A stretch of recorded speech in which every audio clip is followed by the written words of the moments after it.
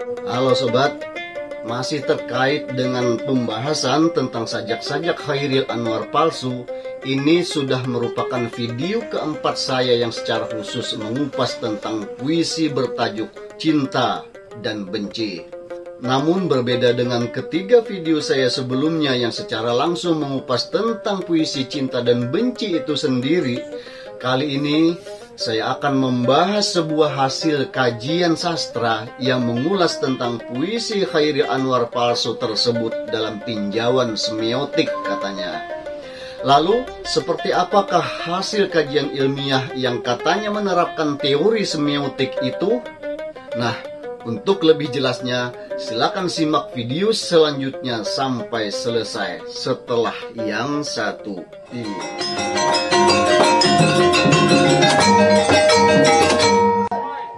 Sahabat sekalian, senang sekali bisa menjumpai Anda kembali melalui kanal YouTube ini. Semoga Anda dan kita semua senantiasa dalam keadaan sehat walafiat serta bahagia selalu. Seperti yang sudah saya katakan dengan tegas dalam beberapa video sebelumnya, puisi bertajuk Cinta dan Benci ini bukanlah karya Chairil Anwar. Namun ternyata masih banyak saja orang yang kecolongan. Masih banyak orang yang tidak tahu bahwa puisi ini bukanlah karya Chairil Anwar. Bahkan kali ini bukan saja digarap dalam bentuk video baca puisi maupun musikalisasi puisi, tapi merupakan sebuah hasil kajian ilmiah.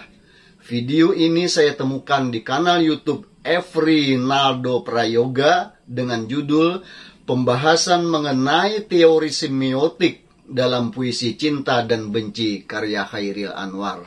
Sekarang, agar kita sama-sama memahaminya, mari kita simak dulu videonya yang didahului dengan pembacaan teks puisi Cinta dan Benci yang dijadikan materi pembahasannya. Silakan kita ikuti. Cinta dan Benci, karya Chairil Anwar. Aku tidak pernah mengerti banyak orang menghembuskan cinta dan benci dalam satu nafas. Tapi sekarang aku tahu bahwa cinta dan benci adalah saudara yang membodohi kita, memisahkan kita. Sekarang aku tahu bahwa cinta harus siap merasakan sakit. Cinta harus siap kehilangan. Cinta harus siap untuk terluka. Cinta harus siap untuk membenci. Karena itu, hanya cinta yang sungguh-sungguh mengizinkan kita untuk mengatur semua emosi dalam perasaan.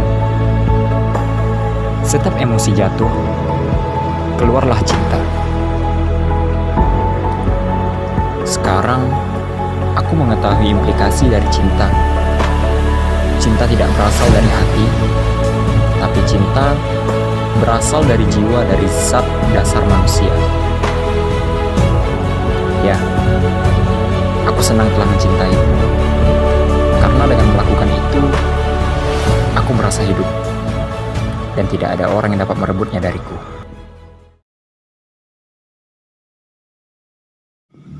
Assalamualaikum warahmatullahi wabarakatuh. Apa kabar semua? Selamat pagi, selamat siang, selamat malam bagi kalian yang mendengarkan di jam kapanpun. Nah, kembali lagi kepada channel saya, channel Efrinaldo Prayoga. Nah, kali ini saya ingin membahas tentang teori semiotik dalam karya puisi lebih tepatnya dari Chairil Anwar yang berjudul Cinta dan Benci. Nah, tapi sebelum kita menjelaskan tentang teori semiotik dari cinta dan benci ini, saya ingin jelasin dulu nih tentang apa sih itu teori semiotik. Nah, teori semiotik merupakan kajian ilmu tentang mengkaji tanda. Dalam kajian semiotik, menganggap bahwa fenomena sosial pada masyarakat dan kebudayaan merupakan tanda-tanda.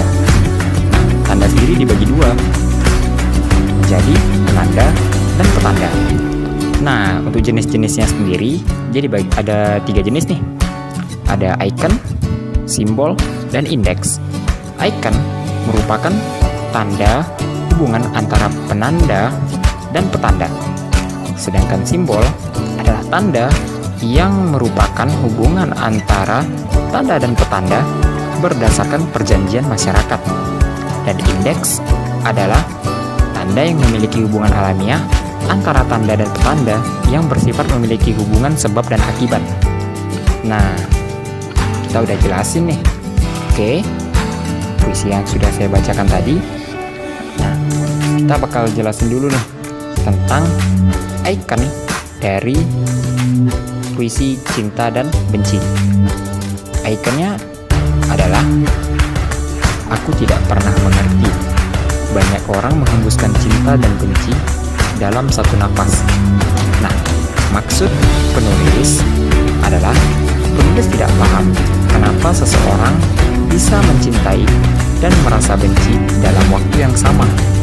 Padahal secara umum cinta dan benci saling bertolak belakang. Nah, untuk simbolnya ada ya, aku senang telah cintai karena dengan melakukan itu aku merasa hidup dan tidak ada orang yang dapat merebutnya dariku. Nah, maksud dari penulis adalah sang penulis merasa bahagia pernah mencintai seseorang. Dia merasa puas. Dan dari penggalan di atas menjadi simbol bahwasanya mencintai seseorang adalah hak semua orang. Dan siapapun bisa melakukannya dengan tekad, dan siapapun bisa melakukannya, dan tak ada seorang pun yang bisa melarang apalagi merampas. Nah, untuk indeksnya di sini ada setiap emosi jatuh keluarlah cinta. Nah, maksudnya perasaan cinta dihasilkan oleh emosi manusia terhadap seseorang, baik itu dari rasa kagum, rasa nyaman, rasa sedih, bahkan rasa marah. Nah, sekian dulu sih dari penjelasan saya. Kita jumpa lagi ya di video selanjutnya. Terima kasih.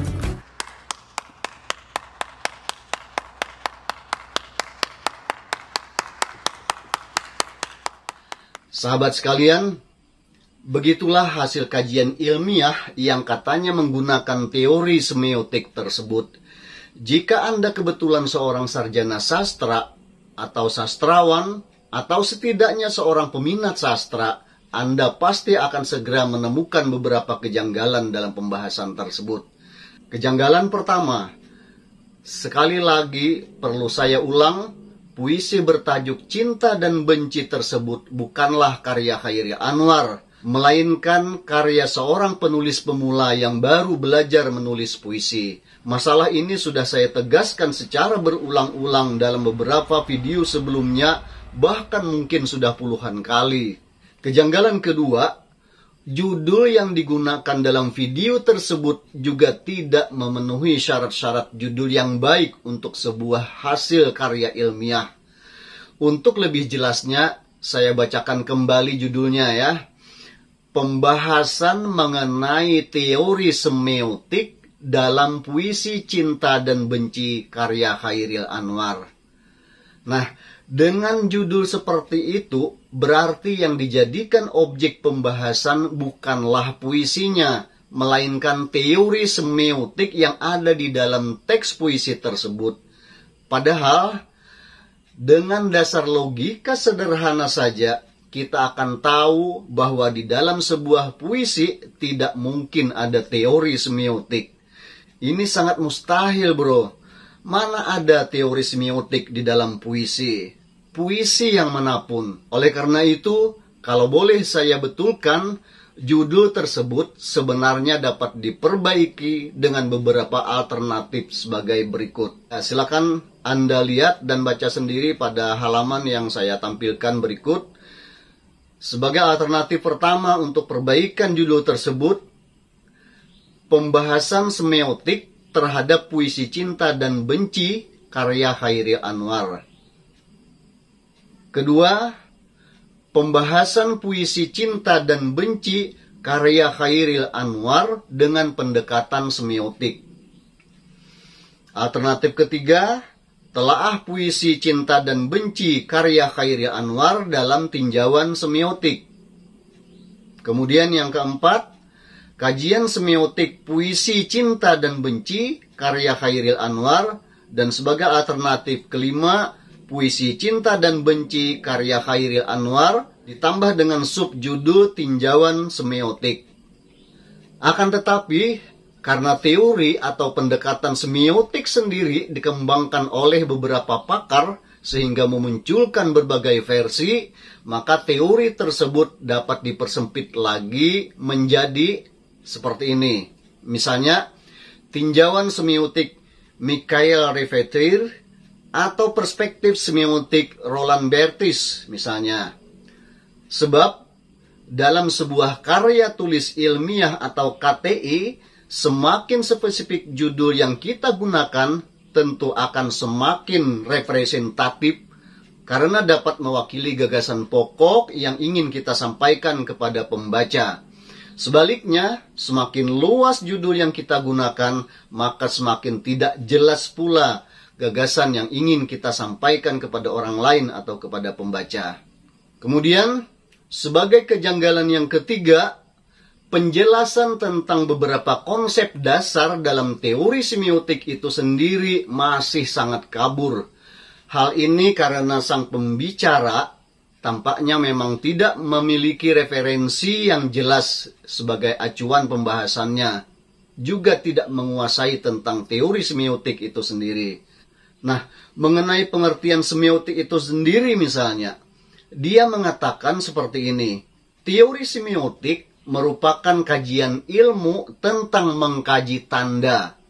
Nah, agar tidak ada dusta di antara kita, silakan simak kembali cuplikan videonya berikut ini. Teori semiotik merupakan kajian ilmu tentang mengkaji tanda.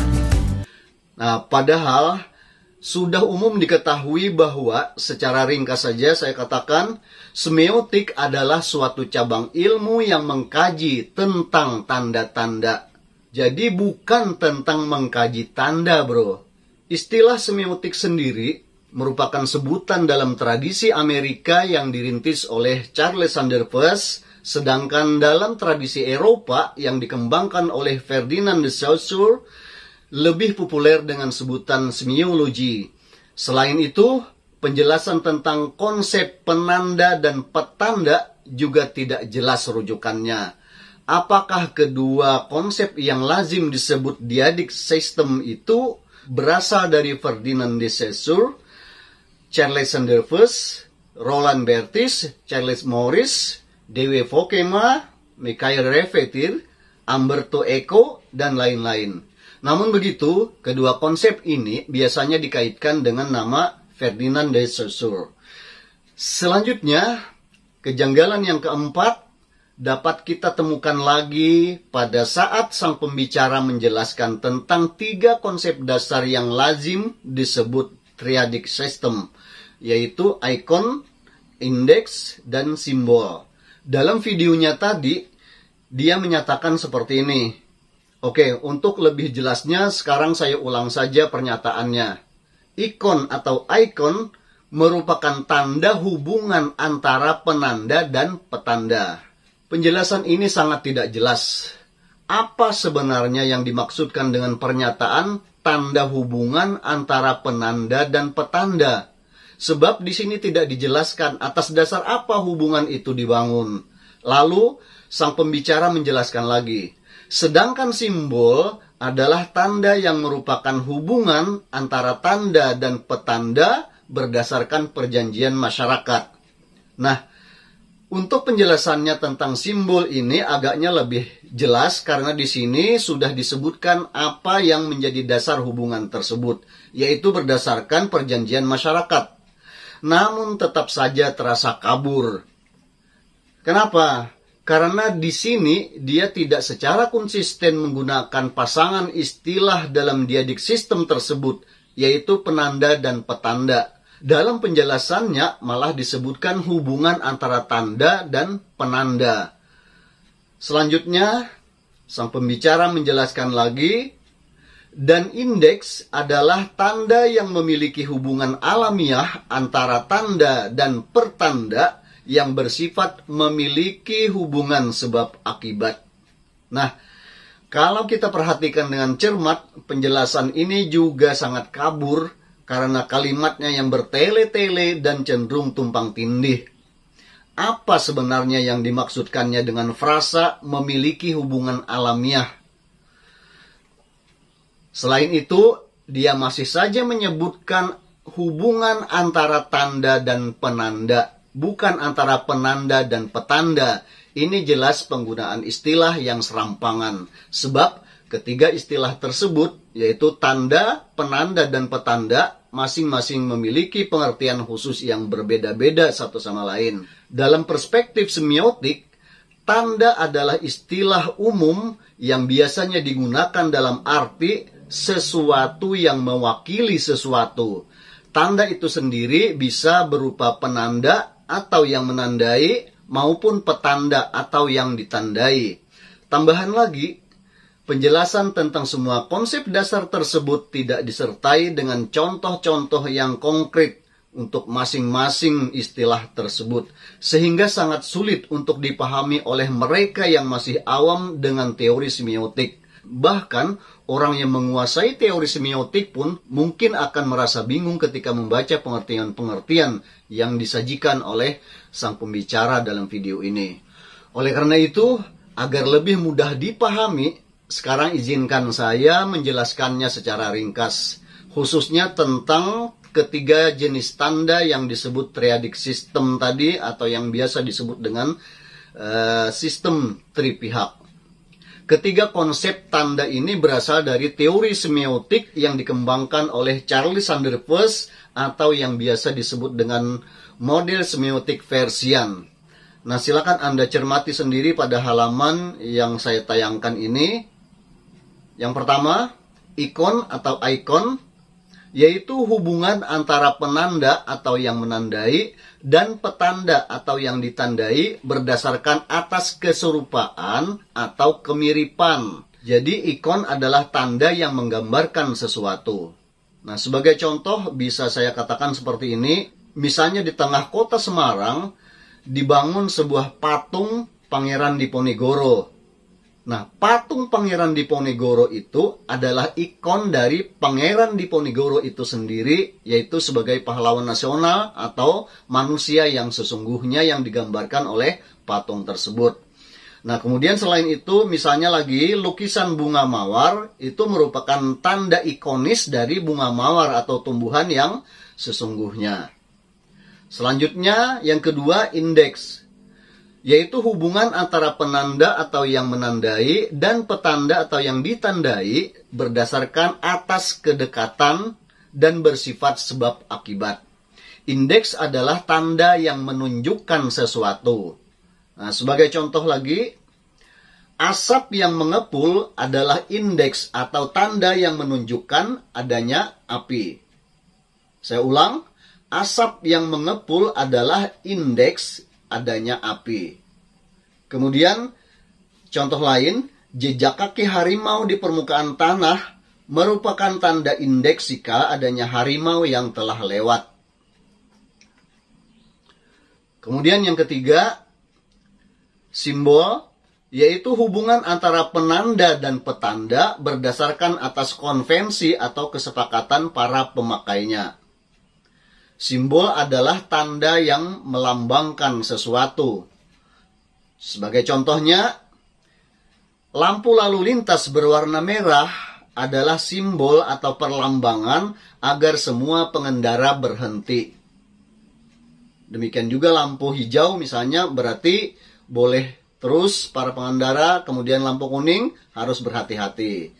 Nah, contoh yang lain, kata kuda.